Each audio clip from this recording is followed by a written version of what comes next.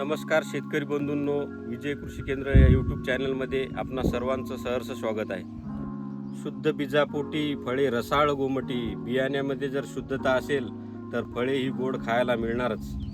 तर आज आपण काजळंबा येथील प्रगतशील व मेहनती भाजीपाल्याचे शेतकरी यांची सीड मिरची यशोगाथा पाहण्यासाठी आलेलो आहोत. भाऊ राम राम.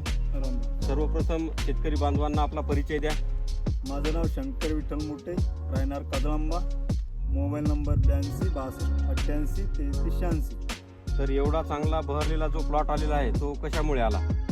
हा प्लॉट येण्याचं एकच कारण आहे, विजय कृषी सेवा केंद्र यांच्या मार्गदर्शनाखाली मी हा प्लॉट आणलेला आहे. तर नियोजन याचं कसं केलं तुम्ही? मी नियोजन आत्तापर्यंत 12 फवारणी व 7 वेळा ड्रिचिंग केलं, त्याच्यामुळं हा प्लॉट चांगला आला. तर बघू शकता शेतकरी बंधूंनो, या ठिकाणी झाडाला माल तुम्ही बुडापासून सेटिंग ही सारखी शेंड्यापर्यंत आलेली आहे आणि प्लॉटची वाढ जर तुम्ही बघसाल तर जवळपास 4 ते 4.5 फूट हा शेंडा वरचा बघू शकता खांद्यापर्यंत माझ्या आलेला आहे.